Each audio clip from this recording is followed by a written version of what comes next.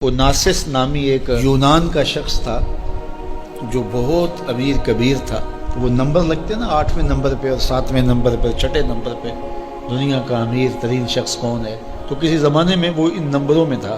तो उसकी आंखों के ये पपोटे काम करना छोड़ गए।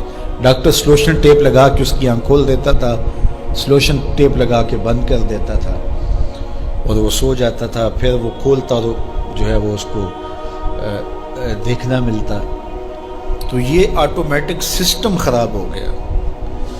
तो किसी ने ओनासिस से एक दिन पूछा कि तेरी ज़िंदगी की सबसे बड़ी ख्वाहिश क्या है? ये जहाज़ों के बेड़े तेरे हैं, ये इतने बड़े कारोबार हैं, ताहद्दे नज़र फैले हुए बंगले, इतना कुछ, तो कोई ख्वाहिश रह गई है? उसने कहा हाँ, एक मेरी ख्वाहिश रह गई है। तो सुनने वाले ने कहा कि क्या?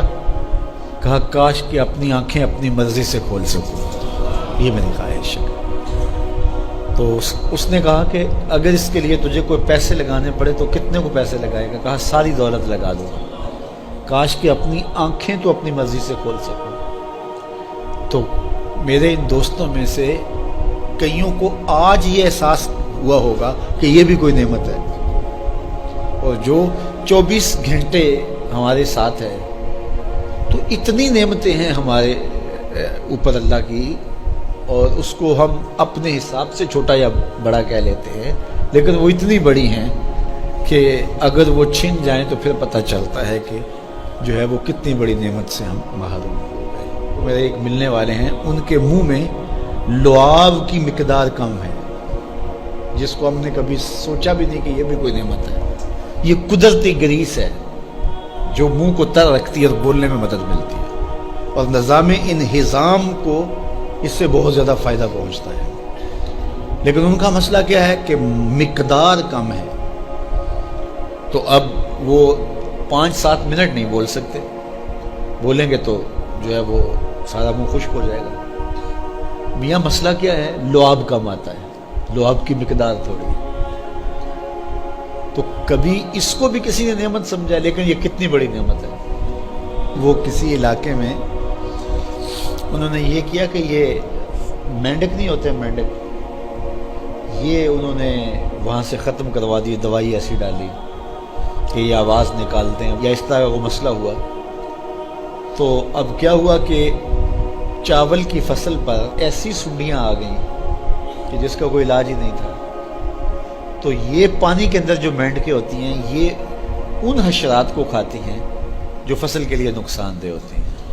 तो अब वो मेंढकें ढूंढते फिरते हैं।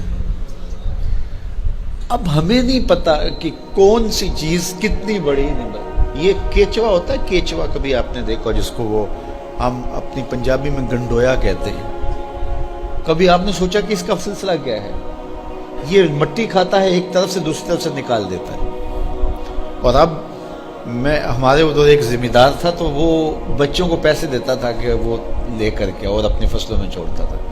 उसको किसी माहिर ने बताया कि ये ज़मीन की ज़रख़ेज़ी का जो है वो सबब है कि एक तरफ से खाता है, दूसरी तरफ से निकाल देता है, और वो मिट्टी इतनी ज़रख़ेज़ होती है कि दूसरी मिट्टी में जब मिलती है तो कीमियाई खादें भी वो काम नहीं करती जो ये केचवा काम करता है। हमें पता ही नहीं है कि हमारे अतराफ़ में अल्लाह ने कितनी नेमतें हमारे लिए फैलाई हुई हैं। तो इसलिए उसका एक निज़ाम है। ये दुनिया कुछ नहीं है, अल्लाह के कब्ज़े में सब कुछ। तो सबसे बड़ी बात यह है कि अल्लाह आपको खैर की राह अता कर दे। बस का जो दुनिया की दौलतें दी जाती हैं, ये आजमाइश होती हैं, ये आजमाइश होती हैं।